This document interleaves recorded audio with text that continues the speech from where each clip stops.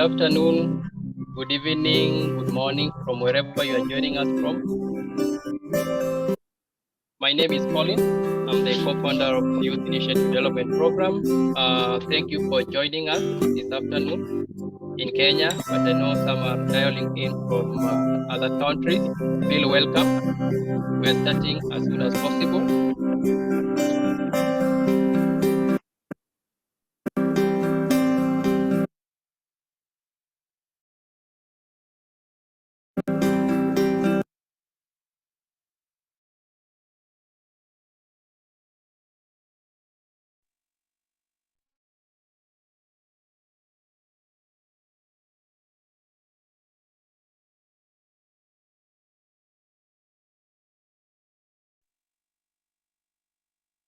Good morning, good afternoon, good evening from wherever you are joining us from. My name is Collins Alandundo, Interim Chief Executive Officer and the co-founder of Youth Initiative Development Program.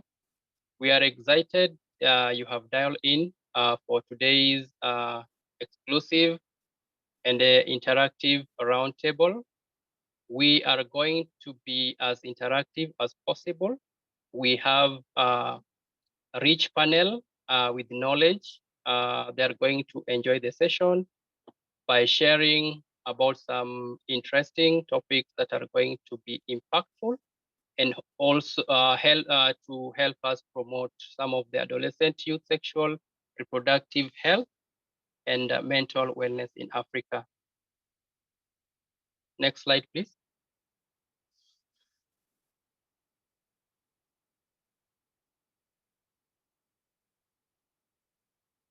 Okay. All right. So as you can see below, the theme for today's discussion, some of the big questions that we are going to focus in is what are the sexual reproductive health disparities and injustices in Africa among the youth.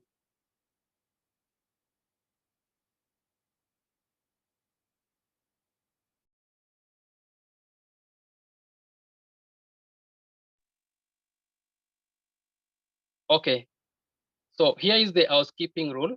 Attendees will be on mute during the session. This session will be in English. We are very sorry for those who are coming from Anglophone countries. We'll ensure that our next session we do in French.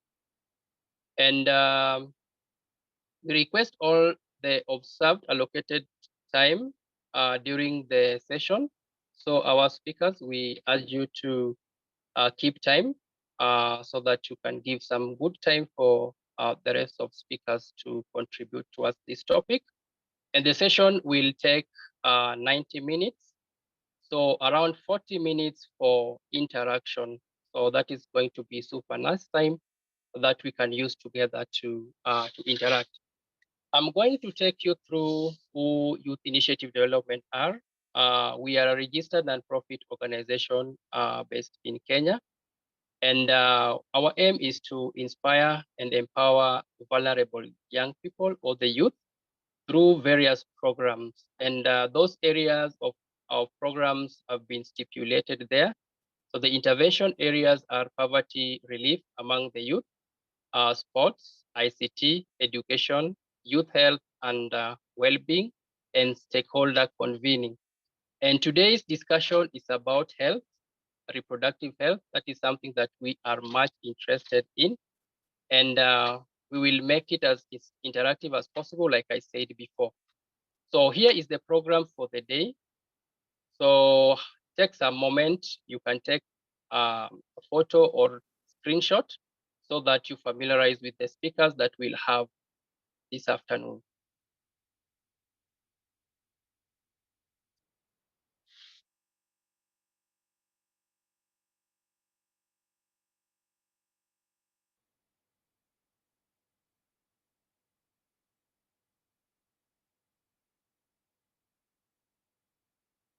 Okay.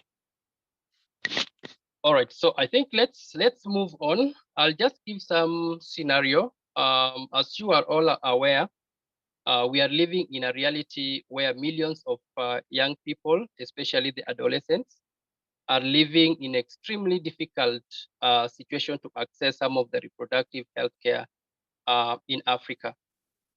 So currently there are strong commitment to ensuring that the adolescents and youth are not left behind in the context of sustainable development goals.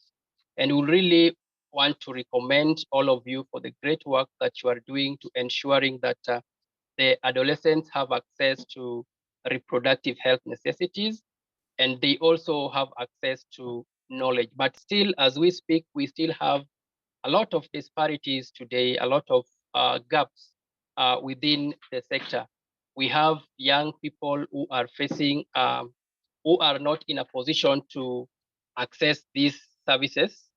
And through collaboration and through partnership and through exchange program, we'll be able to come up with the tools that already been provided, or share the tools that have already been provided by WHO, and even new tools that we really find can be useful to help our youth learn about the reproductive health and also the mental wellness, or overcome maybe some of the mental scenarios that they face in the situation that they face in their daily lives. So in today's panel, we have Marie Claire, we have Maria Tori, and then we have Dr. Ben Kibirige, then we have Dr. Lioka. So we are going to introduce Marie Claire, who is the convener of Kenya Medical Association.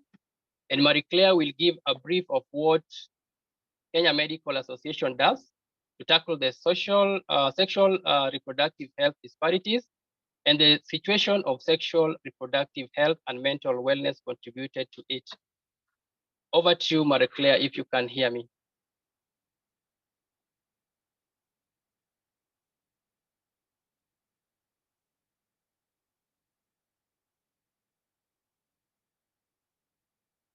Okay, I think Marie Claire is facing some technical problem. I'm going to invite Maria Toreri. Miss Maria Toreri is a healthcare professional with a passion for holistic well-being for adolescents and youth and responsive health systems. She has over 18 years of experience in various health programs areas, including sexual and reproductive health. Maria is an adolescent expert and a technical lead at Faith to Action Network, which is based in Nairobi.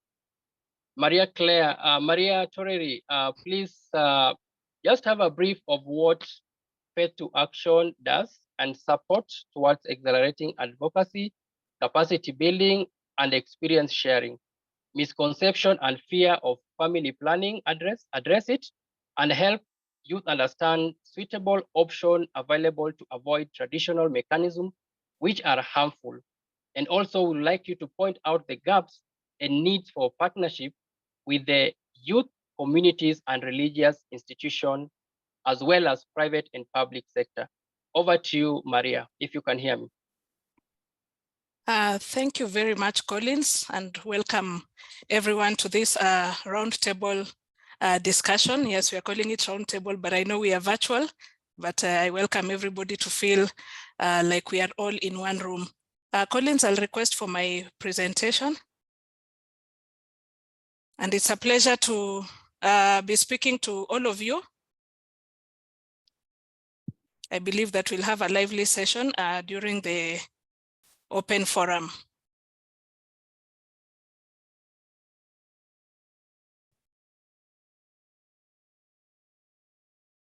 I think it was after the slide after this, eh? Yes, yes. Okay.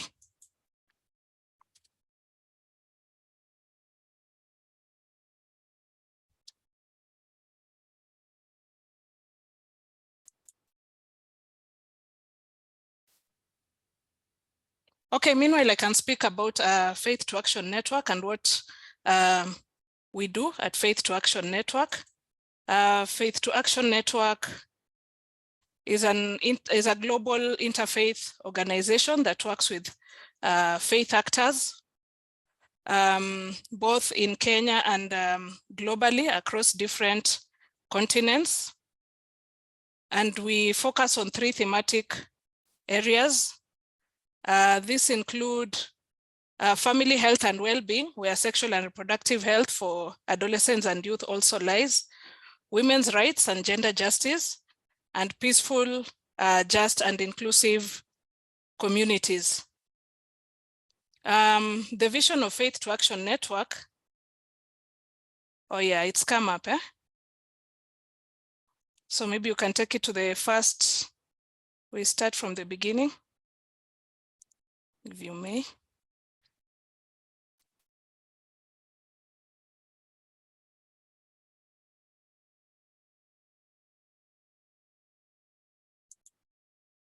Okay.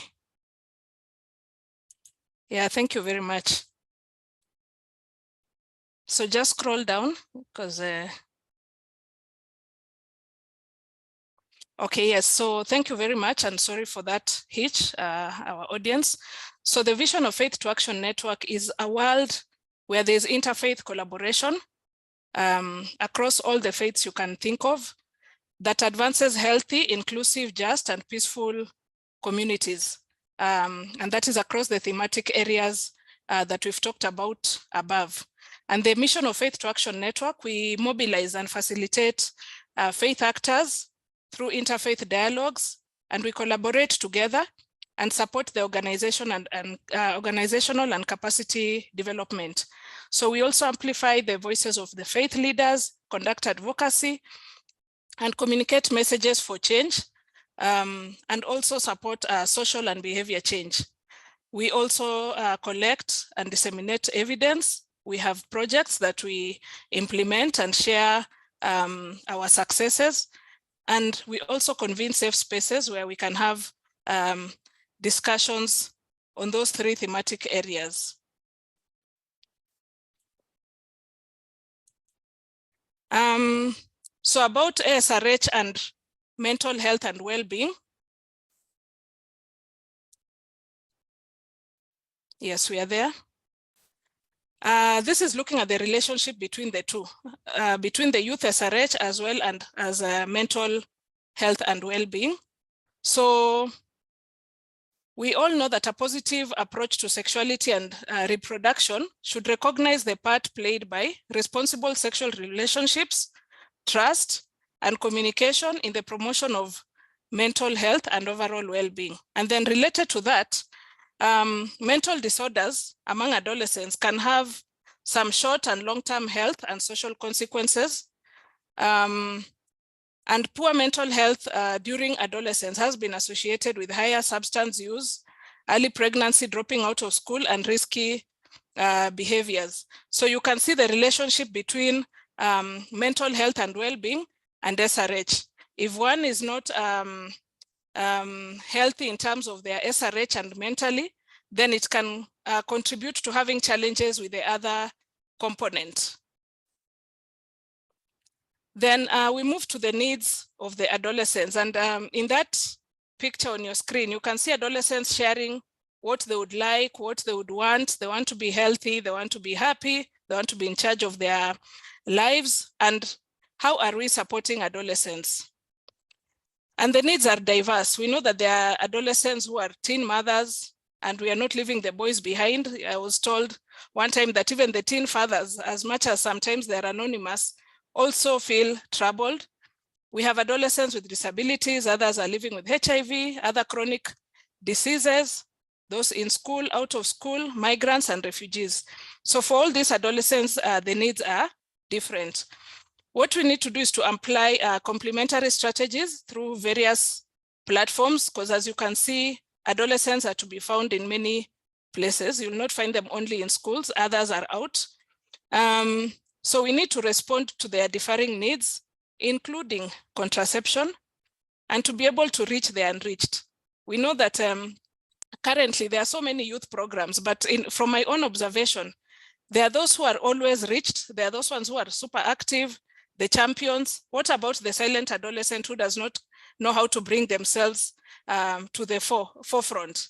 Who does not know how to get into that room? The introvert, the poor of the poor. How do we reach these adolescents? Then we need to offer information on SRH and mental health and well-being, including where to access the services. We need to have referral systems and the services to be packaged in a way that is easily accessible to the adolescents. So we move to lessons learned from Faith to Action Network and partners. And I'll just highlight a few projects that Faith to Action Network has implemented to do with adolescent SRH. And we have SRHR advocacy in Southern Africa. The project was named Masitete, which means let's talk. So this is a project that was implemented in Eswatini, Malawi, Mozambique, South Africa, Zambia, and Zimbabwe. Then we have another one called Faith and SRHR that was implemented in West Pokot in Kenya. This one was a partnership with World Vision and DSW, for those who know the organizations. And the project was named Working Together for Children and Young Adolescents. And the aim was to create conducive environments at school, community, and faith-based spaces for promotion of SRHR. And it's important for me to mention that the first project was also in partnership with Actu Bumbano that is based in Southern Africa, as well as Bread for the World. Then another project we've implemented is named Solutions for Supporting Healthy Adolescents and Rights Protection. This is a current one. It's being implemented across 6 countries in the Great Lakes region, and they are listed there.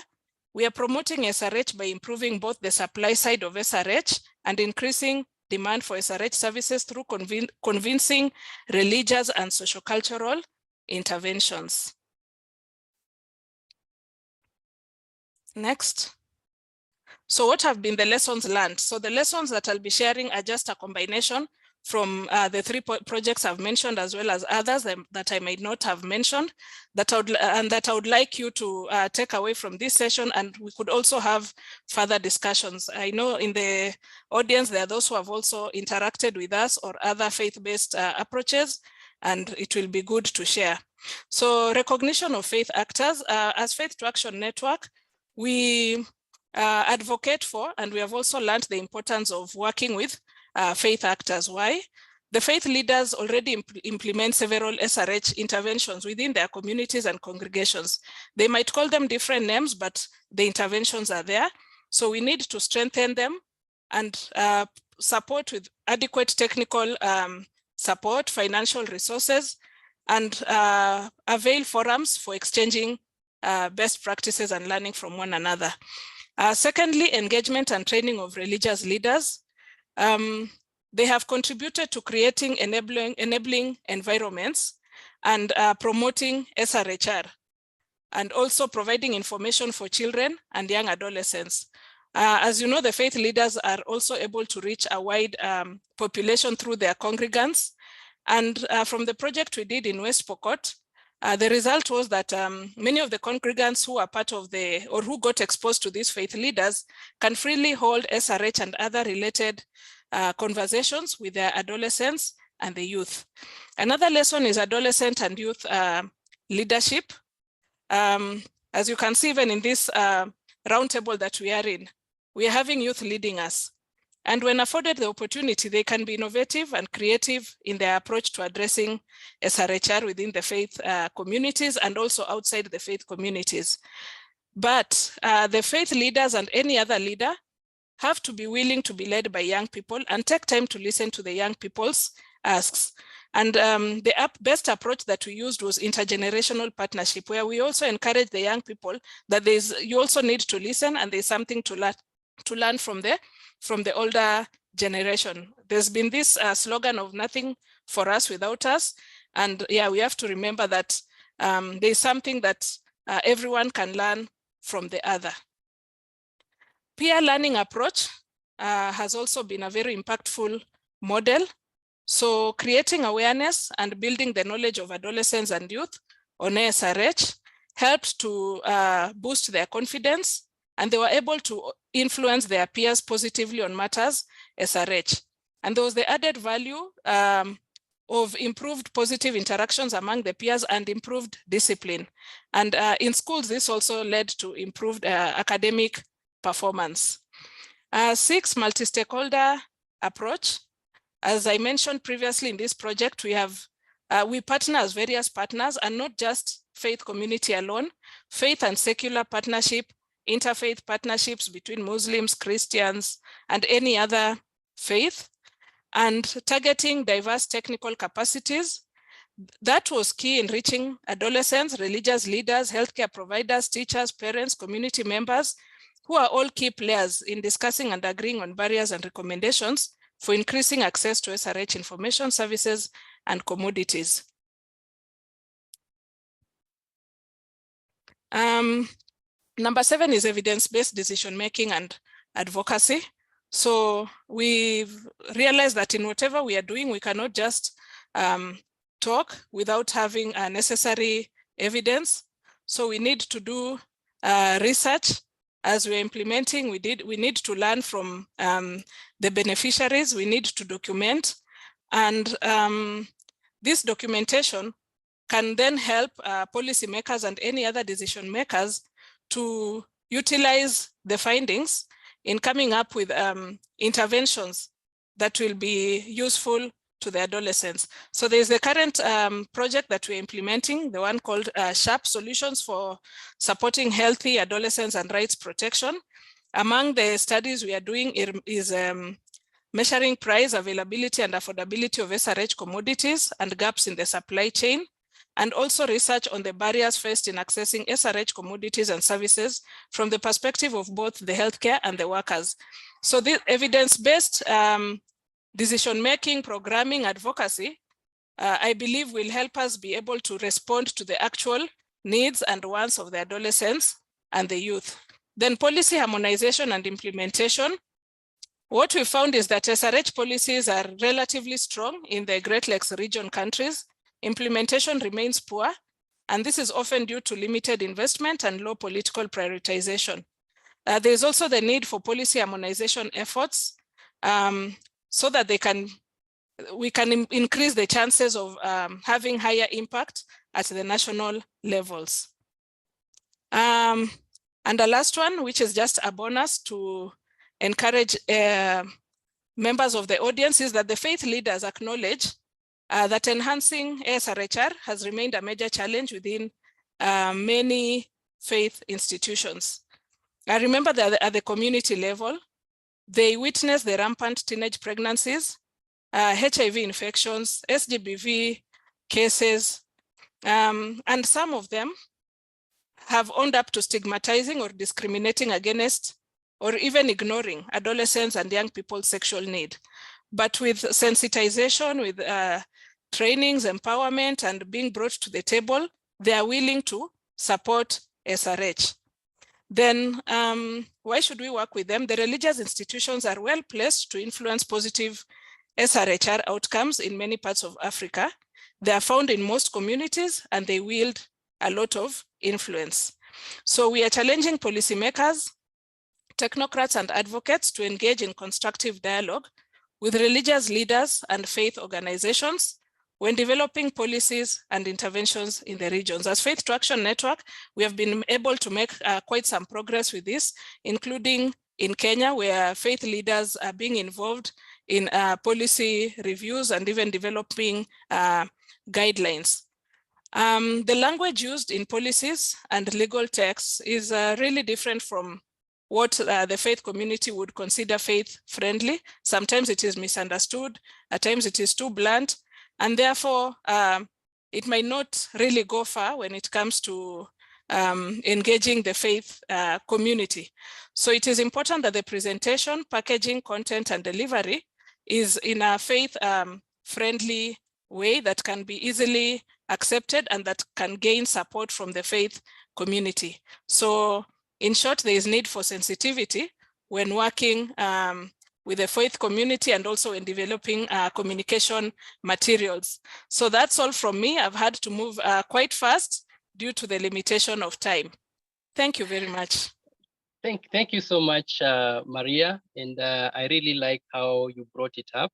on sexuality education and how you partner with the religious institution, which is very good because there has been a misconception of sexual reproductive health is just training of how to use condoms. And like you said, sometimes language becomes so harsh in the environment. But I would really recommend and applaud for what you've done so far, because we've seen there is a lot of improved knowledge and understanding of sexual and reproductive health. And also, we've seen you going overboard and bringing some other initiative for dialogue. And also, through that, you managed to build some norms and values, and you've also promoted self-reflection among the adolescents. And I think there are a lot of people in this forum who are having questions, and I will really encourage you to post them on the chat, but we will have a forum time for open forum whereby you will be given a chance to talk. So maybe you can wait then, but we encourage you to post them on the chat, and Maria will be able to respond to them maybe on a later time. So thank you so much for that presentation. Allow me to introduce minute. Allow me to introduce Dr. Ben Kibiringe from Uganda. So Ben is a medical officer and founder and CEO for Center for Young Mothers, knowledge management champion with AMREF Health Africa, and a global co-chair for Pediatric Adolescent Virus Elimination Community Advisory Board. And Ben also is a women rights activist and gender equality advocate. So, Mr. Ben, I think right now, how serious? Like, I want to bring an issue of gender-based violence. Okay. How are you addressing the gender-based violence? Is it crucial in protecting sexual reproductive health and mental wellness? Please enjoy the session. Over to you. Thank you so much, my brother Collins. It's a great honor and privilege to speak to the great experts here, our dear audience. My name is Dr. Ben Chivirige, as introduced. Very privileged to speak to you. I don't want to be tempted to go back into unpacking my toolbox, but again, I think Collins has done me justice by introducing. But what is really so dear to me are the topic that is really into discussion today: adolescent sexual reproductive health, mental wellness, and when you start speaking issues regarding SGBV in Africa, because all these programs are the cornerstone of either building or distracting our youthful generation. I must put a disclaimer that when I got this topic and the time I was allocated to speak in it, it was a little bit tight for me. And because I had a lot of things going in my head, but I'm like, let me try to, throw some little bit of points to give kind of a whole scenario to the entire discussion. Putting in mind that I'm one of the serious Pan-Africanists, and I'm someone who wants to promote African solutions that are responsive to African, populace or population and the young people. So my presentation, or what I can call that the outline of my presentation, what I want to speak about. First of all, I just want to have a glimpse of the statistics. My brother Collins has spoken about sexual gender-based violence. These problems are not new, are not alien to us. In Africa, GBV, SGBV has been one of the growing or big challenges we are having in Africa, perpetuated or caused by our societal barriers, challenges that are fueled or catalyzed by culture, the societal barriers, and all that. And obvious case from a human rights angle, patriarchy, we are in a heavily patriarchal society. So when you look at the statistics have always been staggering. But when you look at a global scale, 35% of women worldwide have experienced either physical or sexual intimate partner violence, what we can call IPV. But very serious, globally, 7% of women have been sexually assaulted by someone they know or another partner. But again, when you look at what we call murders around women that are mostly committed by their partners, and that, according to the World Bank report, gives a very whopping, value of, or total of 200 million women have experienced female genital mutilation. That comes in the bracket of the harmful practices in Africa. And again, when you continue to kind of draw a mirror or see things around mental health among the young people, these are people who are so close and dear to me, because the future, the existence of Africa, the new generations are very dependent on them. Very many studies have been published, and that's putting depression, anxiety, emotional and behavior problems, the post-traumatic stress disorders, PTSD, and suicidal thoughts being one of the key mental health challenges. And again, I'm trying to give a 360 overview of the topic, touching on mental health, SRHR, and SGBV. But again, we also know that we have a lot of mental health disorders, and it is vital that we invest in adolescent mental health now to improve the health of adolescents.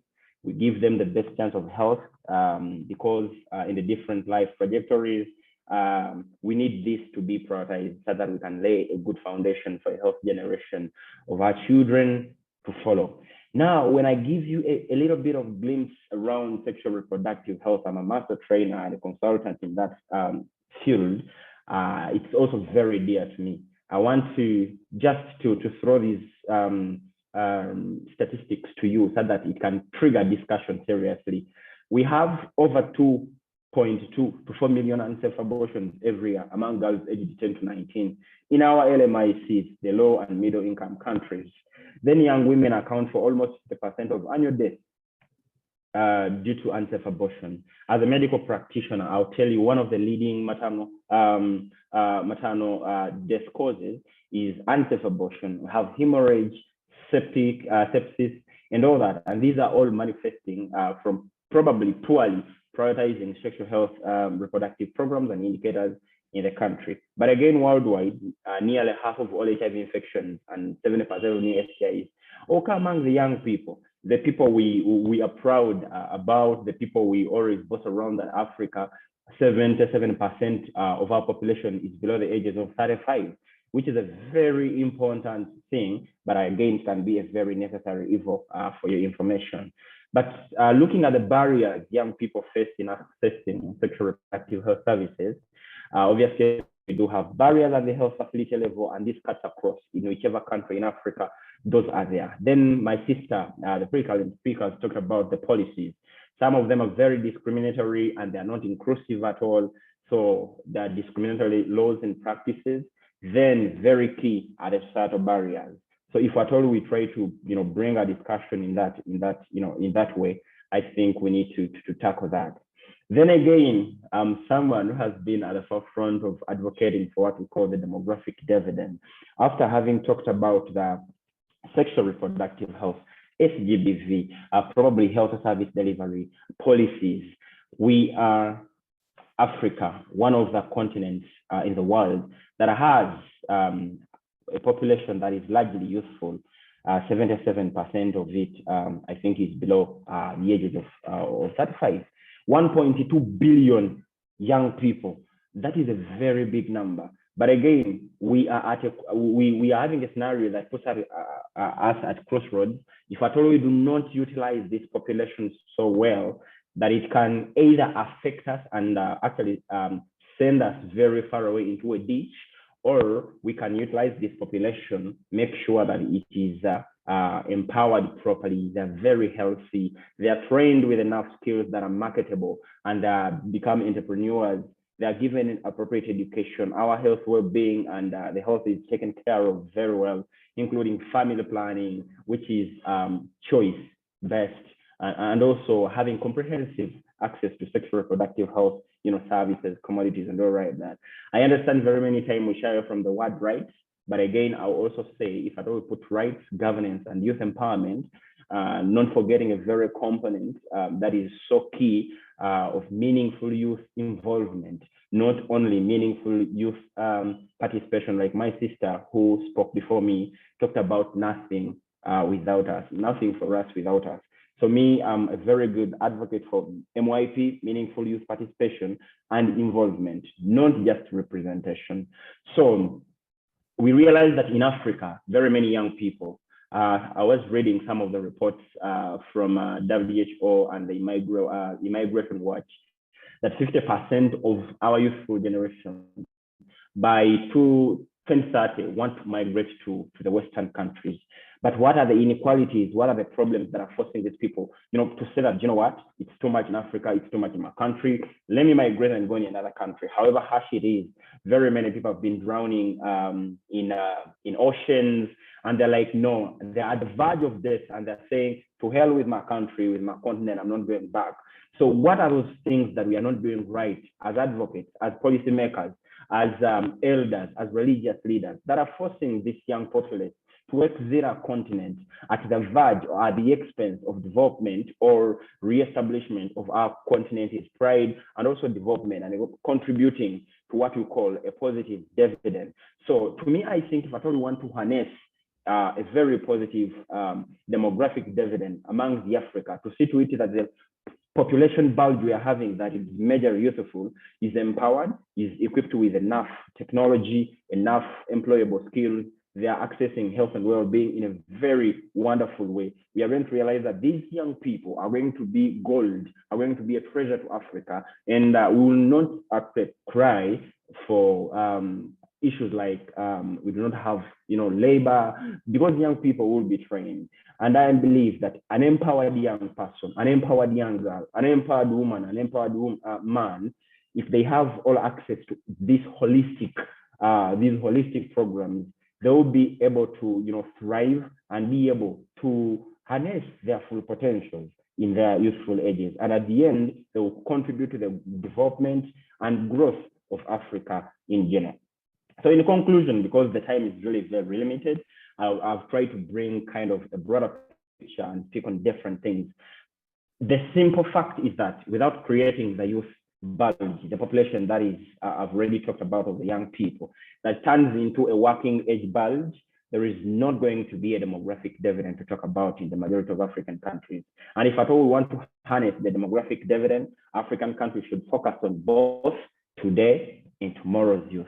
And how are we going to do this? Make sure the health programs, because all this we are speaking is in alignment with probably the AU, the African Union Agenda 2063, then the Sustainable Development Goals, majorly with a bias on Goal 5, Goal 3, and Goal 8, because if at all we don't have enough employment for these young people, they're going to become a burden to this to Africa. They're going to become a source of insecurity. They're going to be the ones to destabilize the peace in Africa. So we need to make sure that we're having a multi-sectoral approach that is going to handle these issues, is going to see to it that the young people, the gold, the treasures we are having are taken care of. We're having programs that are responsive. But again, our entry point for harnessing the demographic dividend in most of the African countries is we need to accelerate the fact of declining the fertility, young people not producing so much. And I can give a very big, evidence regarding this medically. I understand people have various views on that and all that.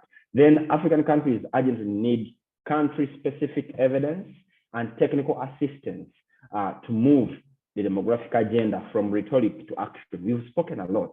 Our policymakers have spoken a lot. I always question, whenever we are on these high-level discussions, roundtables, that we have people who go and ratify on the different, documents to represent Africa's interests, and those are country-specific interests.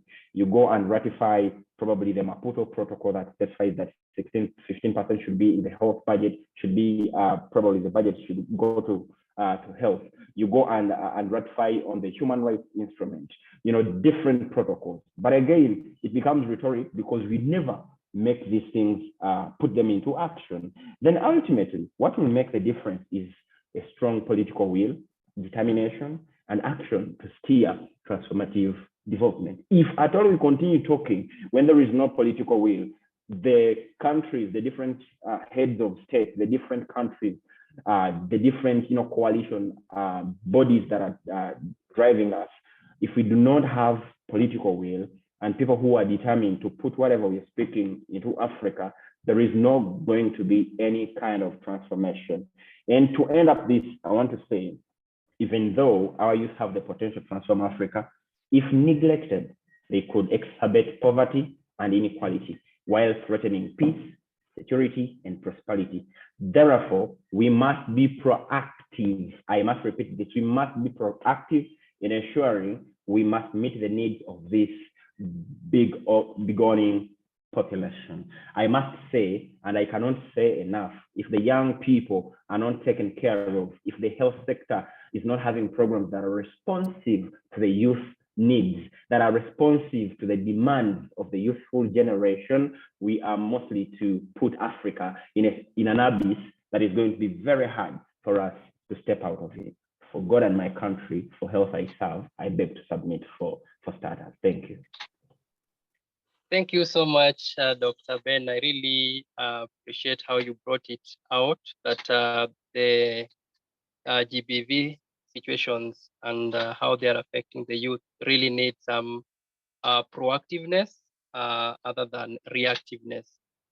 And I know there are a lot of questions which will come up later, maybe to see on how these can be introduced in grassroots level, whereby there are a lot of young women who are facing a lot of gender-based violence in one way or the other, and how this discussion can be even introduced to in schools, whereby young people can be versant with this knowledge, so that they know that in case of this, then that is gender-based violence. Because we have a lot of young girls, young women, and boys today who are violated and they don't know. And if in case of such a scenario, what are some of the steps that they need to take? Some are even afraid of sharing these incidences with their parents. And how can we engage, or institutions can engage with parents so that they enlighten their children, so that in case of such an incident, they'll be able to open up. And if they fear their parents, do we have some youth-friendly facilities within the communities whereby these young people who are facing this violation can go and report to? Thank you so much. And I know a lot of questions are coming up. Please don't drop out. And I'll go so quick to Lioka. I'll give a brief introduction about who he is. Lioka is a registered pharmacist and a former president of Pharmaceutical Society. He's also served as a vice chairperson of the ZAMRA Board of Directors, as well as chairperson of the Audit and Risk Committee and member of Medical Store, now ZAMSA, Board of Director. He's a trained director by the Institute of Directors. He is currently serving as an executive director of medicine research and access platform, well known as MEDRAP.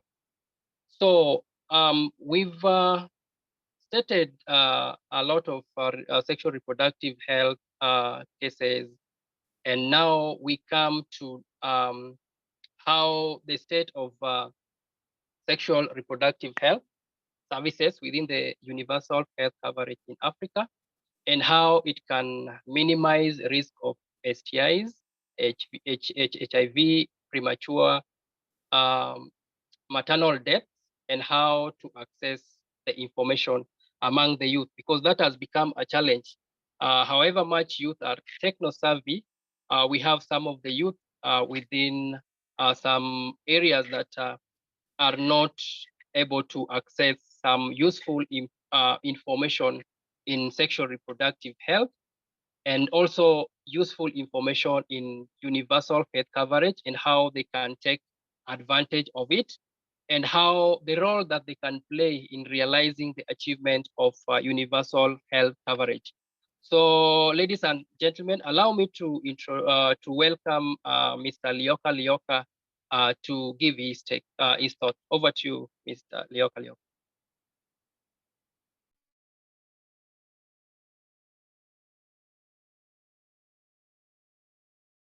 You are on mute.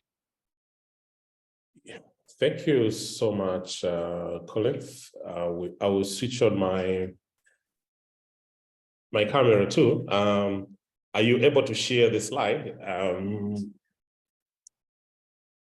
Colin? Just a minute.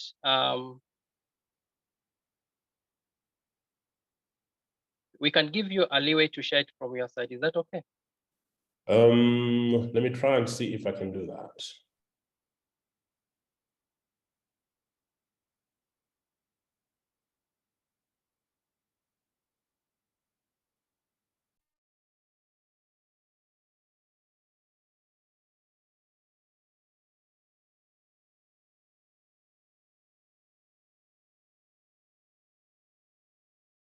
Is it okay? Are you able to see my slide? Yes, we can see. Okay, thank you so much again, and good afternoon, everyone. I know that we're speaking from different jurisdictions, in Africa and maybe beyond also, and I'm happy to be part of this conversation today. I know this is a very important cross-cutting conversation, and I'm privileged to be part of this conversation with colleagues from across the region. Let me quickly go into this discussion for this afternoon. My discussion is entitled Promoting Adolescent-Youth Reproductive Health and Mental Health Wellness in Africa. My name is Lyoka, and I'm the Executive Director of MEDRA, and I think, Colin, you've done more than justice to introduce me. For the sake of time, I will not go so much into that. Now, first of all, I think I just want us to look at what MEDRA is. We are an NGO registered with the Ministry of Community Development in Zambia, and we work in collaboration, especially with the line ministries, including Ministry of Health. We are a research and policy advocacy NGO, especially in the medicine supply chain system. And we do a lot of research because our advocacy is actually evidence-based, meaning that we elicit our evidence from our research work. We are called upon by, different organs of government to give expert, opinion, and they present expert papers to institutions such as the Parliament of Zambia through different committees of parliament. And we are regarded as a health think tank that promote different agendas in the health sector in Zambia. And of course, beyond, we are also active on at different regional platforms. We're talking to Faith to Action area, and I think that we are working together on the SHARP project, which I alluded to. Our mission is to strengthen health systems by promoting access to essential medicines through provision of evidence pertaining to essential medicines, especially in Zambia. And now this evidence, like I said, has to be based on research that we do, because we believe that if we do not provide evidence, then the government will be working in an information vacuum, and hence the evidence or the policies that are produced will not be able to stand the test of time. And so this policy formulation must be informed by this strong evidence. In our vision, we say that we want to have a country whose citizens enjoy equitable access to affordable, quality essential medicines at all times. And we have done implementation of different projects, in Zambia, and of course, within the sub-region, and I'm not going to talk about that. Currently, we are the implementing partner here in Zambia on the SHARP project, which my colleague Maria alluded to earlier. We are domiciled in Lusaka, which is the capital of Zambia, in an area called Ibex Hill. In case you're in Zambia, please do come through to visit us. Now, I didn't want to be assuming, and so I've just provided some basic definitions of reproductive health. And we're saying that this is a state of complete physical, mental, and social well-being, not only the absence of disease or infirmity in all matters related to reproductive health, and to its functioning and, of course, processes. I've provided different perspectives in terms of definitions of sexual reproductive health or sexual health indeed. And I think that we can take time to read through those as these presentations will actually be shared. Allow me to go into the, subject matter that we're looking at this afternoon. And I would like to look at some SRH global perspectives, and what we're trying to say is that, and I think Dr. Ben alluded to these statistics a little earlier, we have over 800 women a day that die due to complications related to pregnancy and childbirth, especially for adolescents. And annually, about 5.3 million children die before the age of 5. And half of these deaths are actually occurring in sub-Saharan Africa. In 2016, about 376 million new cases of STIs occurred. And this evidence is provided by WHO. And you can see this is quite a high statistic. Sub-Saharan Africa, ladies and gentlemen, again suffers the highest burden at global level. And we have seen that research has estimated that the lives of 4 million women, newborn and children in Sub-Saharan Africa could actually suffer per year. Could actually be saved per year, rather, if we improved interventions, such as emergency obstetric care. And I know this is common also in many African countries, that obstetric care must be improved. Breastfeeding, counseling, and treatment of infections such as diarrhea and pneumonia, which are actually, some of the leading causes of death in infants. If these are increased, then we have 90% of the families actually being saved from such, avoidable burden. Access to essential commodities and services can prevent significant proportion of death and disability. So it's actually access issues, again, that we must talk about here. However, access is currently a problem, for most, populations in Africa, and of course at global level, in the region of about 2 billion people do not have access to these, essential medicine. Okay, continuing with the state of SRH services in Africa, zeroing in Africa, we know that in the African region, we have good SRHR policies. And like other colleagues have said, our jurisdictions are actually signatory and they are party to international committees, such as the famous Maputo Plan of Action, which stipulates a number of actions, as regards sexual and reproductive health, especially for adolescents. The region's policies are relatively strong, I must say, if you look at these protocols, but implementations remains poor with adequate or dysfunctional, supply chain systems within our context, meaning that we face challenges in the implementation of universal health coverage, which reflect, a missing government ambition. Our governments are reluctant, by and large, to implementing these, policies, even though they have been ratified. For example, annually, we have about 13.9% of adolescent girls giving birth in the Great Lakes region, and they're disproportionately exposed to, a variety of sexually transmitted, illnesses, including HIV and AIDS. Our women and girls are also bear a huge burden of, sexual violence, which others have alluded to, commonly known in Zambia as GBV.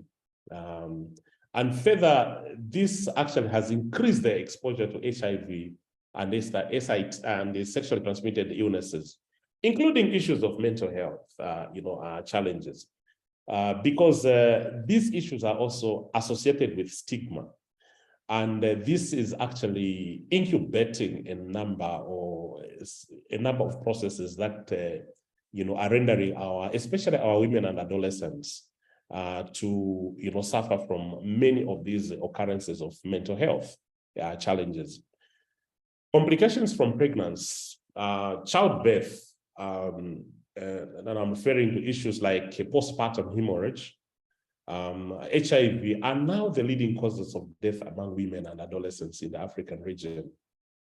African governments must contribute to improve, sexual and reproductive health rights for both, women and especially adolescents to have increased access, to these services and commodities. And this can be done through improved availability, accessibility, acceptability, and equality, along with decreased social, cultural, religious, barriers. When we talk about these social, cultural, and religious barriers, these are the issues that we are dealing with, in the SHARP project, like my colleague Maria alluded to earlier. If you look at this African context, it is a highly religious context, be it Christian or Muslim or, other religious groupings that are within the context. And it means that there is a substantial, influence that is coming from our religious, orientations that tend to influence the way people access, reproductive health services. And again, if you look at Africa, it is also highly traditional and cultural in all our contexts. And these also tend to form barriers that I think we must be preparing to, counter, as a region. The Convention on the Rights of the Child, and the African chapter on the welfare and rights of the African child makes a clarion call, ladies and gentlemen, on governments to recognize the rights of the children to the enjoyment of the highest attainable standard of health, for all our contexts.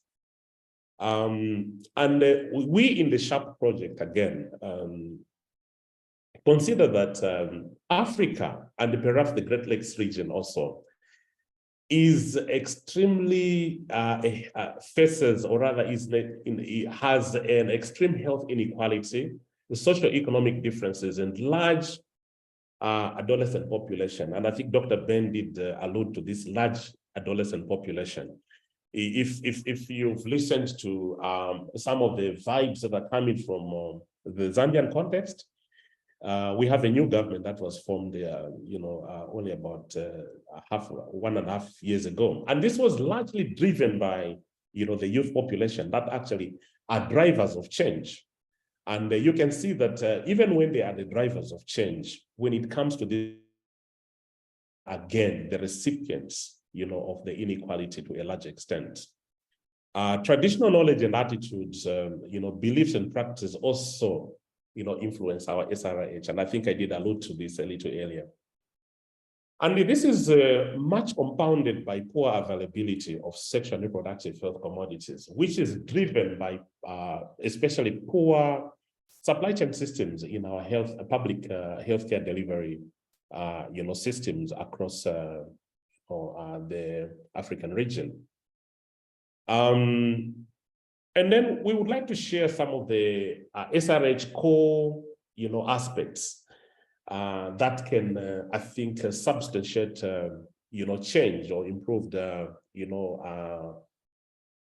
provision of these services within our context or region.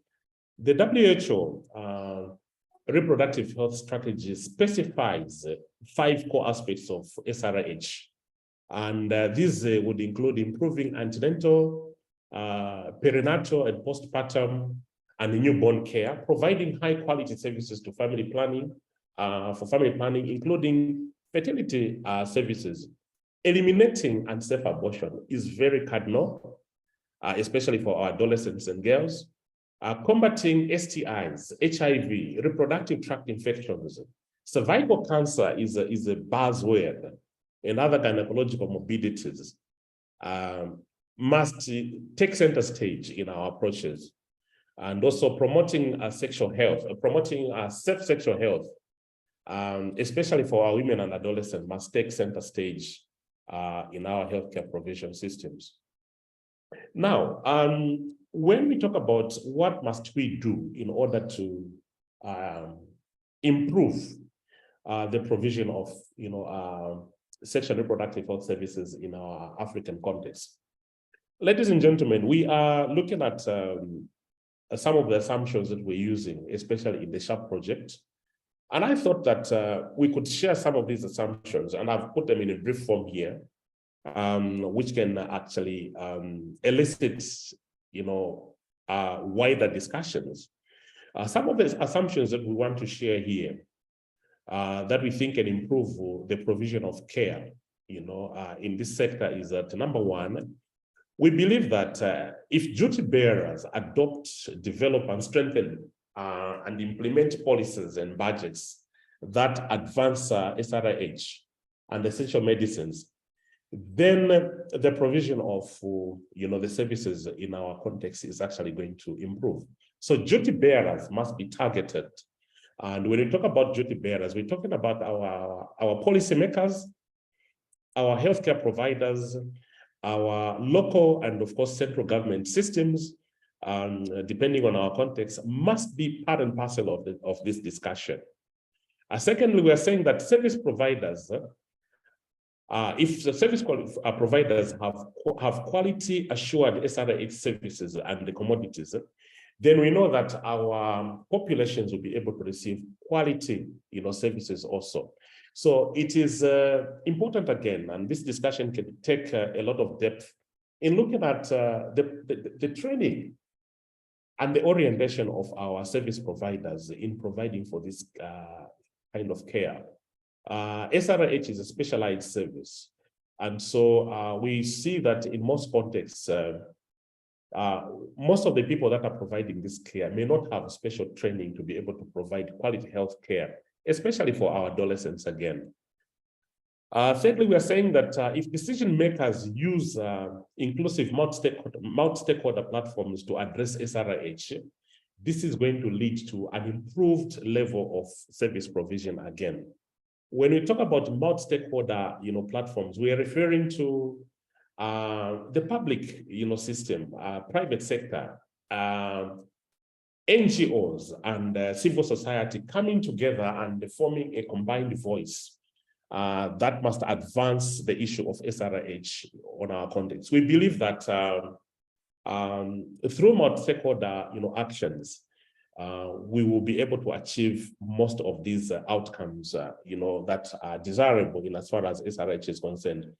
In Zambia, and I know I can also speak about Uganda and Kenya, we have a concept called Medicines Transparency Alliance, which is a multi-stakeholder platform that brings players together from the pharmaceutical sector, government, private sector, and other local players and interest groups together to discuss issues of medicines and sexual reproductive health issues. And we know that when these groups or multi-stakeholder platforms are actually provided with evidence, they tend to have an impact in terms of policy formulation in some of these contexts. And I think we can share a number of stories that we have witnessed here in Zambia. MEDRAP being actually we are the institution that actually house this meta platform. We also believe that opinion leaders must amplify their voices, to put SRH on the public agenda. Now, again, this is an aspect where our different groups of people can come in as opinion leaders. We do have, social media today. We do have different types of media today. And when you talk about social media, I think we can talk about Facebook, Instagram, and many others, Twitter, for instance. And I've learned now that all these modes have their own preferences in different contexts. And we believe that there are people that actually tend to sway opinions. And I think that here in Zambia, what we're doing is that we are engaging these opinion leaders to be able to talk about aspects of SRH, in their different jurisdictions to their audiences, so that they can influence the agenda for SRH, in their own jurisdictions. And we believe that if we amplify their voices by giving them evidence, by educating them and capacity building them, we believe that then they can influence the thinking around their communities. They can influence the thinking around the duty bearers and the other sectors of our community to make sure that these services are actually improved. So these are some of the pillars. These are some of the assumptions that we're using. And again, this is based on mainly 4 pillars, which I've already actually talked about. And we believe that these pillars can actually help, the overall approach to SRH on the African context. And these are multi-stakeholder, approaches that we've already talked about. We are talking about amplifying voices also. We're talking about evidence-based advocacy, which must be fed by research. Because hello, Mr. Lyoka, I'll interrupt with you a little bit. You have 1 minute remaining, please. Thank you so much. I think this is about my last slide also. We are also talking about policy and budgetary dialogue. It is very important that civil society and the other actors that I referred to are involved in this policy dialogue, especially also to do with budgetary issues. Right now, we are going through a budgetary cycle in Zambia, and as MEDRA, we are making submissions so that we can tie in lines for advocacy towards our thematic area in terms of reproductive health. Last but not the least, we are only saying that as MEDRA, we are ready to form alliances with partners at regional level, because we believe that when we form these alliances, we will better be able to amplify our voices at both local and regional level to be able to advocate for these services for our adolescents and our women and all our populations in the region. Thank you so much, ladies and gentlemen. I rest my case at this point. Thank you so much. Thank you so much, Mr. Lyoka. I really love how you brought it up, starting from the things that you are doing and how you are integrating it towards achieving the universal health coverage.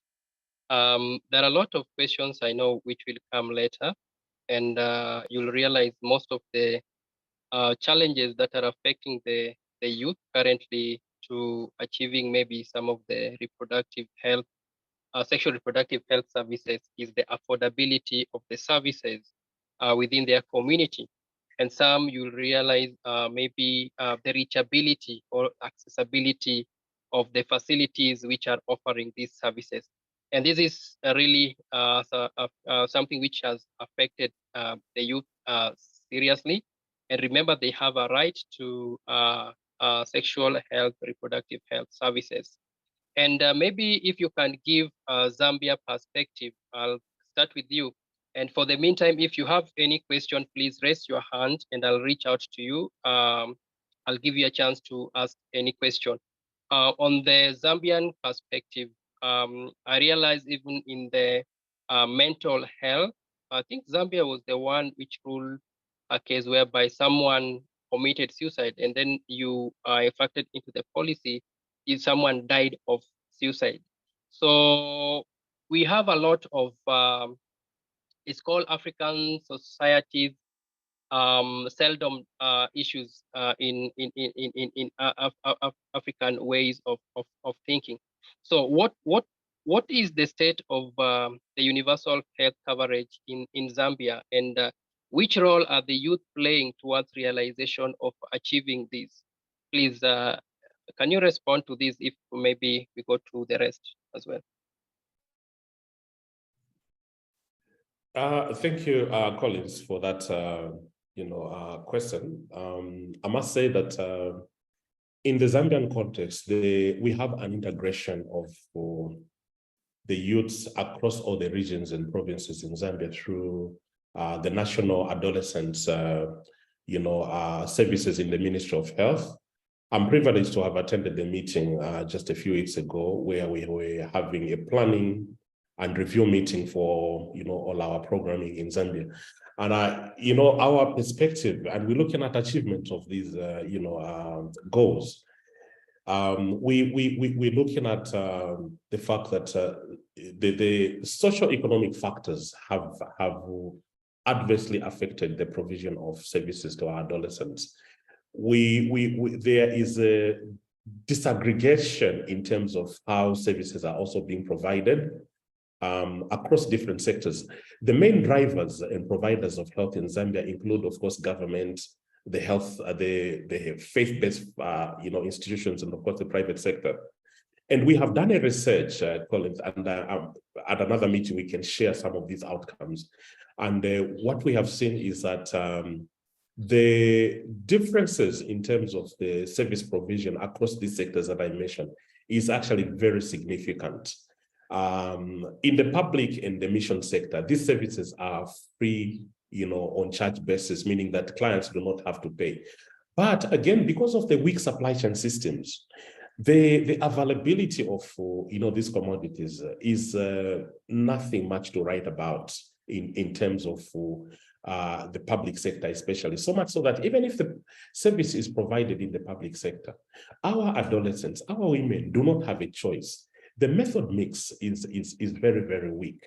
And I think we can speak for the rest of the African region, and Zambia is not an exception to that. So these are the major drivers.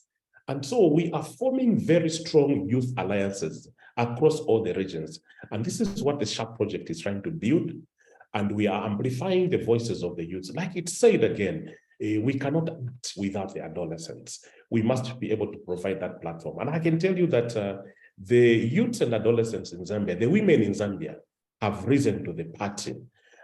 We have political influences also, political will to be able to bring these services on the table. I must say that with the new government in place, I think that there is a light that begins to shine already on the Zambian context. We want to see a situation where commodities are available. We have just passed the strategic plan, the Adolescent Strategic Plan 2022 to 2026. And I think it has a lot of tie-in, messages for advocacy. We are working very closely with the Ministry of Health to make sure that we can also be party to providing technical services, in Zambia. I think that is our approach, and we are hoping that we can make the strides, going forward. Thank you for that. I think that was elaborate. I really appreciate it, because the youth, we are not the future, like so some people may say it, but we are now. So we really need to play the greatest role in driving this. And also we really need to play the greatest role that our fellow youths enjoy the rights to sexual reproductive health services within the communities that they're coming from. And we really need to work with different stakeholders to ensuring that even our parents, because they really play the greatest role towards us, they also have some knowledge, and they also see that value of having a conversation of sexuality at a tender age. Because if we don't get it at the right time, then we might end up into a trap, because at that age is when we try to explore so many things, and at that time we are very susceptible. Adolescent age is very vulnerable, especially if by the time of exploration, and you don't know. Okay, you have a right to enjoy consented sex, yes, but you really need to know how am I doing it? Am I risking my life? And what are some of the things that I can use to protect me, not contact maybe some of the viruses or some of the diseases? I think that, thank you. I can see there is a question, and so far I don't see any hand, but I will choose random. This goes to Dr. Ben, And this was our big question. And I believe some of the presentations have responded to maybe the disparities that we have in amongst the adolescents. So Ben, so maybe what are some of the sexual reproductive health disparities in Africa as asked by Francina Koch? So maybe we will want to know some few disparities and maybe some of the innovative solutions that you really think can help us drive this.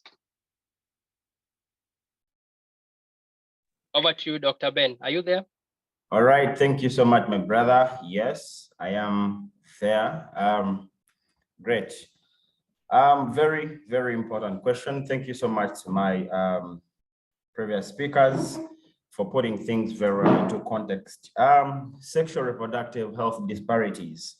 And I think very many barriers that are stopping young people or the youth from accessing services and making it very hard for them to access services in their full potential. First of all, I'm going to give you a slight background or a slight case and benchmarking on my country, the Pearl of Africa, Uganda. Policy-wise, we've struggled with the policy environment. You know, it's one thing that they say in Africa, we have the best policies, but never implemented. But again, we have policies that are deliberate and they are so targeted to, you know, kind of streamline how service delivery should be for reproductive health. How information is supposed to be disseminated in schools and in communities for those out of school. And for example, we do have a policy called like the sexual reproductive health policy that has been on the shelves for more than 12 years. And this is a policy that has been, you know, facing challenges or facing attacks from religious leaders, cultural leaders, saying that we bringing in religious and cultural sentiments, the fact that Uganda is a strongly religious, passively religious country, so yet may I call it a secular country. And also we have a lot of cultural rigidities that pose a very big barrier to these young people. And people always burying their heads in sand and also putting a stumbling block to the different services.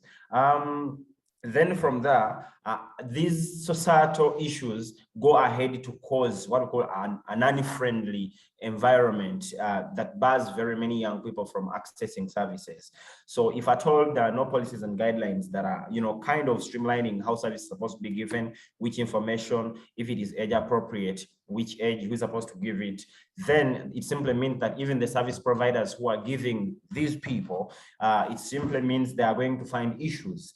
Then another big animal, yes, very many of our countries always depending on donor money, donor funds, and all that. So you realize that many of the countries have not lived to what they ratified on the Maputo Protocol, whereby they say 15% of their domestic budgets or health budgets of their national budgets should be channeled to health. And realize this has caused very many problems. We do not have enough human capital in hospitals. We do not have friendly healthcare providers. We do not have medicines, because inventory is the driver of the health sector. If we go in a hospital and I write you a prescription and there is no medication, there are no sexual reproductive health commodities to give, it simply means that it's just a mere paper. So what does that mean? We need deliberate efforts, like you told me, I also give solution. We need deliberate efforts whereby we need countries to prioritize sexual reproductive health programs, service delivery, mental health services and delivery, so that we do have, first of all, human resource. We have responsive programs, responsive service delivery, and that are given by, you know, youth-friendly service providers, not being in a scenario whereby a 60-year or a 70-year-old, you know, nurse or midwife or doctor is questioning a young, you know, person, 24 years or 25, that why do you need a condom? Can't you wait? What are you trying to rush? So things like that. To me, I think if at all that is solved, it will be a very good issue. Then there is also another disparity. There is also low involvement of young people or the youth in programs that are responding to sexual reproductive health needs of their age groups. Because I always tell people, my sister Maria spoke about nothing for us without us. I always tell young people that we should stop using that, phrase. It makes you a little bit, lazy, or it calls the opportunists to always just put you on tables without you meaningfully involving. But I just want us to have the young people empowered enough with information, because always these so-called adults or the old people tend to say that young people do not have enough skills, do not have information, they're ignorant. Even if you put them on the table, they do not have anything. So that draws in tokenism and issues, of just merely taking them to sign allowances and all that. So we need to have young people empowered and involved in priority setting, program ideation, designing, implementation, monitoring, so that we have all of them involved at all these levels. If they are peers, they will understand these programs and they know what are their relevances, so that they can go and extend these programs to their fellows and build their capacities, because there is that generational kind of attraction and there is no intergeneration gaps. Maybe lastly, what I can speak about is the infrastructure in our African setting, more so in the low and middle income countries. You realize that many people do not want to spend very many long hours in hospitals, and they wish to just go and pick a service. So with this, there are no friendly probably corners, there are no friendly spaces for young people to go and access these services.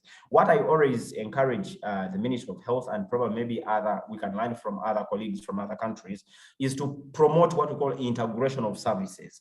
We do have what we call the kiosk models, the supermarket models. Can we have all these services centralized in one place? First, it saves resources. In terms of human capital development, in terms of human resource, you need very few people, but with vast knowledge, and we can have young people access these services in a central place, and it helps to boost demand creation and also giving adequate and appropriate knowledge to these young people. I beg to probably submit it from there. Thank you so much. Thank you so much, Dr. Ben. That was quite elaborative. I really love how the angle that you brought it with, because youth really are very active. And sometimes if you go to a facility and you need maybe, for example, a condom, then you'll find an elderly person, and then those kind of interrogations sometimes it discourages the youth to maybe go to a facility and have them. And there is another interesting question that I am seeing here. I think this one is going to Maria. Maria, if you are still there, please respond to this. Okay, since we have adolescents and the adolescents are exposed into sexual context, do they have right to access family planning methods despite them being minors? And this question is asked by Ian Kinga. So please, through the work that you are doing, knowledge sharing within the communities and meeting the adolescent, etc., for training and advocacy, please, over to you. Thank you very much. I'll gladly respond to that question based on, excuse me a bit. So based on my own experience working with adolescents, interaction with policy making, programming, what I would say, this has been a very touchy subject, and also my experience working with the faith community. It has been a very touchy subject, very controversial in many of the countries across Africa and beyond. And from my own perspective, this is what I would say. As you know, currently, like the trend in Kenya is sort of to avoid even discussing contraception or contraceptives for adolescents. But my personal opinion is that we should have multi-pronged approaches. As I mentioned in my presentation, adolescents are in various categories and they have different needs. We have those who are probably already married. There are those who are already teenage mothers. Others probably are undergoing violence. So we need to give services that are specific to that particular adolescent's needs. And I would talk of a multi-pronged approach.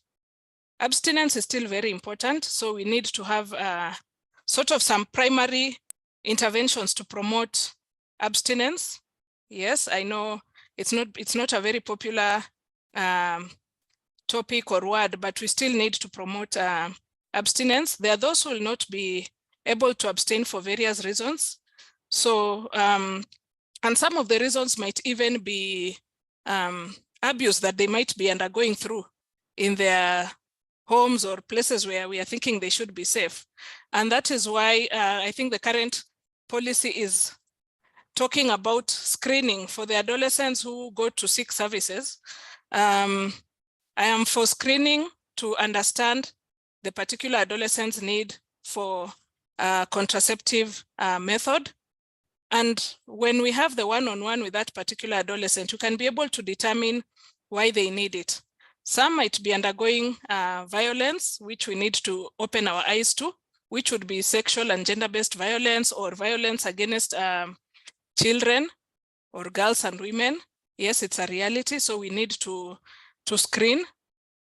And some are actually already married. Yes, we know that we're also trying to fight child marriages. But in some communities, it is a reality that there are adolescents who are already in marriage. They're already mothers. Will we deny them family planning? No. It would help to provide family planning. Then we know that family planning or contraceptives can also keep girls in school. So for a girl who already has a child or two and would like to go back to school, and probably from the one-on-one screening, we've determined that a method would help them. I would support providing a family planning method or a contraceptive to that particular adolescent. So again, this is case by case.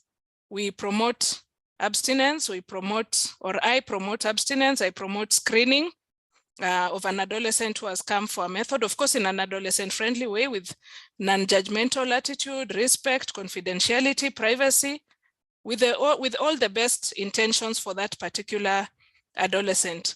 And again, if we find that this adolescent is having other challenges that are making them come for a contraceptive method, which they believe is a solution at that time, if we've identified that it is a case of GBV or violence, SGBV, we need to refer them to a place where they can get the right services and even legal action taken against the perpetrator. So in short, it is case by case. And if we are providing adolescent-friendly or adolescent-responsive services, we can be able to do the right thing for that particular adolescent. Some of these views are very personal. They might not be related or in line with some of the policies. But yeah, I'm speaking based on my experience. Thank you so much for bringing out that one.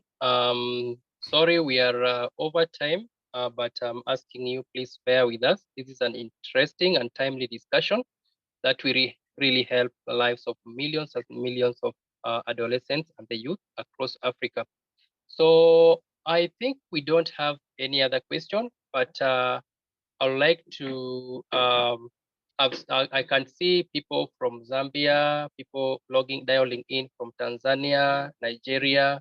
So maybe if I can get somebody from Zambia from Rwanda, Zambia, Mr. Nika, you are there, from Rwanda to give us a different perspective, what you are doing, how the youths are engaged in Rwanda, and maybe some of the disparities, and what have you done so far? And do you think the youth really need to come together to champion this? Because for long we've been left behind, but now we really need to put our legs together towards promoting sexual and reproductive health.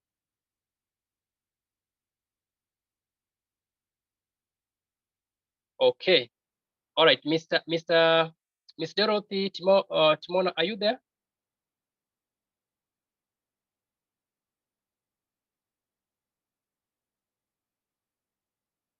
Yes, hello. Yes, I'm here.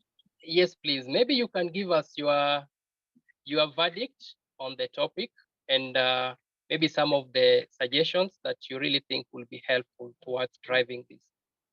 forward. Over to you.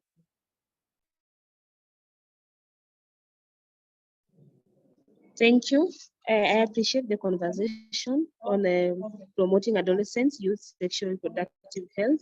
Personally, I work at the national level under the Division of Reproductive and Maternal Health in the sexual reproductive, adolescent sexual reproductive health program. My input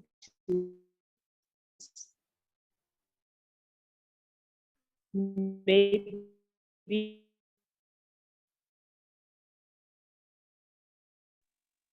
I think we have lost you, Dorothy.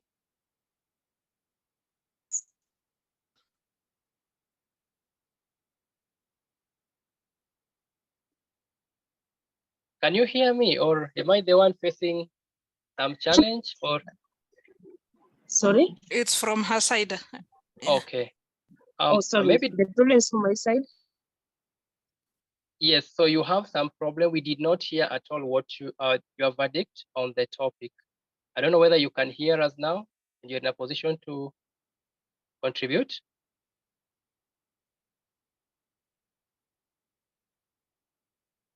All right. I think we have lost her. Maybe if I can go to another volunteer,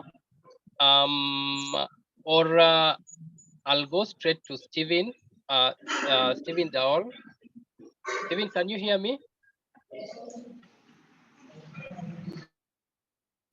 Stephen Matthew? Yeah. Yes, hello. Yeah, so karibu or welcome, Stephen. Maybe if you can give us your verdict on some of the disparities that we have in sexual and reproductive health, and your opinion, how you really think we can help bridge this.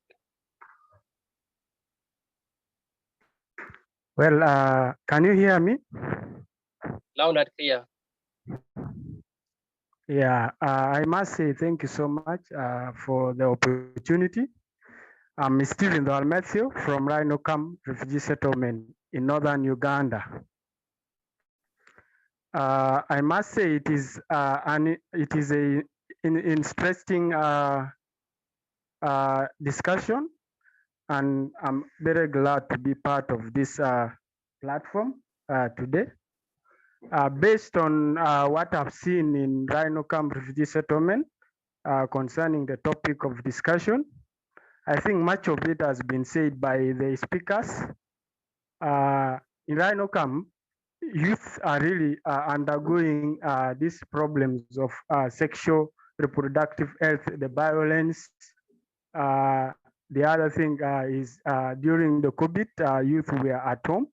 Most of the children were out of school, and this brought a lot of issues in the settlement.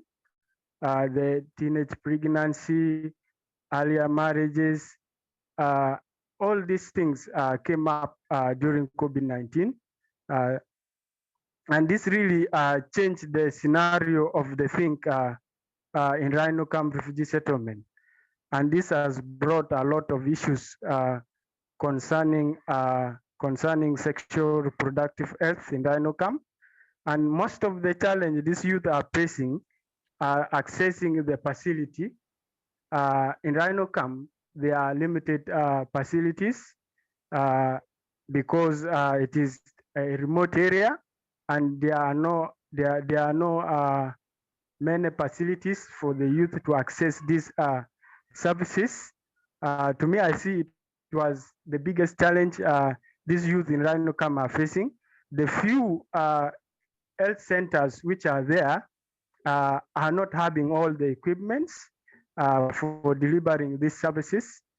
And even the health personnel are not there that could deliver these services to the youth that are available in Rhino Camp Refugee Settlement. And this has brought a lot of issues to the youth who need these services in Rhino Camp Refugee Settlement. Thank you, Stephen, for that. We really appreciate that. And it is really, you see, like refugee camps, you really face a lot of issues, and you brought it so clearly. And I believe that through collaboration, And through this discussion, we'll be able to gain knowledge that we can use in within our settlement to help the youth overcome. So I think up to that point, I'm going to go to the next agenda of today, because I can see people are dialing out because of time. But I'll give Dorothy Timona a chance. Then Dorothy will be the last person. After she is done, then we will move to the next thing. We'll have another discussion, and there is something that we really want to share with you in a moment. So please don't dial out. It is an opportunity that will really be impactful to the lives of youth. So over to you, Timona. Hello, apologies for the disconnection earlier. No I hope worries. you can hear me now. Loud and clear. Yeah, so the disparities I've personally seen in our country, Kenya, I'm Dorothy from Kenya, is the issues of around culture, issues around stigma and lack of autonomy, and then there's issues around socioeconomic issues. When you go to arid and semi-arid areas, we realize that adolescents and young people in those regions are not able to access SRH services. They're not able to access things like contraceptives, they're not able to access things like sanitaries for their menstruation. So there's really a lot that needs to be done around culture, stigma, lack of autonomy, and also social economic issues. Also, my recommendation is, since we in this platform, I'm seeing we have different countries, we can look at what different countries are implementing, look at the policies and strategies for different countries. Are we speaking the same voice? Do we have the same challenges? What progress has each country made? And how can we harmonize our voices towards addressing the issues that we just discussed in the roundtable today? Thank you. Thank you so much, Timona. I think you brought it out so clear, and that is the main purpose as to why we are having this roundtable. We really want to know, what is Uganda doing? What is Tanzania doing? What is South Africa doing? What are the gaps which are there? Or if they are the same gaps that we are facing, how did they do it? So these are the things that we really need to know, and we really need to put youth at forefront, because these are the issues that are affecting us, and we cannot keep quiet. And the only way that we can be helped is when we come out so strongly. Nobody will reach out to us at our comfort zone. So we have come out so strongly, and we really want to engage the different stakeholders to know how best can we be helped. What are the challenges we have and we experience as youth, and what are the things that we really think we can contribute towards driving these several initiatives that are geared towards improving sexual and reproductive health in Africa. So thank you for bringing out that, and that brings me to another thing. I'll hand over now to Mr. Robinson Ododa. Mr. Robinson Ododa is the project director for Youth Initiative Development Program. So Mr. Robinson Ododa, please, may you have a moment and enjoy the session. Okay, thank you very much, Collins, and thank you the entire team. Thanks, very wonderful presentation from Maria, Dr. Ben, and Lioka. I think we've had a very insightful discussion and engagement, and from the discussions, what I'm picking up is that there is need to engage and train religious leaders, recognize the faith-based, and also there is need to have meaningful engagement with the youth, and let the youth participate and get involved in the activities that revolve around adolescents. Again, we're also picking that there's need for a multi-stakeholder approach, which is very key in terms of tackling the issues surrounding adolescents across the sub-Saharan and globally. And these are some of the issues that I think we've really gained. I know at a personal level, we've gained differently. And as Collins has said, my name is Robinson Ododa. I am an environmental and climate change expert. But again, I'm also youth. I'm also youth champion, and I'm very enthusiastic about youth activities. At YIDP, I'm the director of project and partnership. And therefore, in regard to the discussions we've had Youth Initiative Development Program has prepared a convention that is deemed to happen on 10th to 11th August from 8 a.m. to 5 a.m. East African time. The venue is at Tangaza University College. This has been done together in partnership with the III, Kenya Medical Association, Zali Foundation. So as stakeholders, as key stakeholders in the advancement of adolescents and youth activities, we are inviting you to join the convention.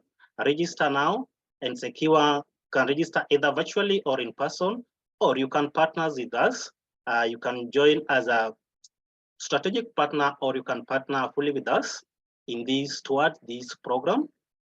For you to register, if you look at the screen, you're able to see we can get to our website and get to the convention and get to register for the upcoming convention that is due in August from 11th to from 10th to 11th, at Tangaza University. Feel welcome, and we are inviting all of you at a personal level, at organization level. If you're at organization, feel free to partner with us during the convention and probably beyond the convention activities, because the activities touching the youth and the young are continuous, and we'll keep on talking about this beyond the convention period. So once again, I'm very grateful for those who created time for this discussion. It has been a very fruitful, very engaging, and very informative. And we at YDP, we are grateful for your time, and thank you very much on behalf of YDP. Thank you very much. And at this point in time, I would say now we are at liberty to live at will. Thank you. Thank you very much.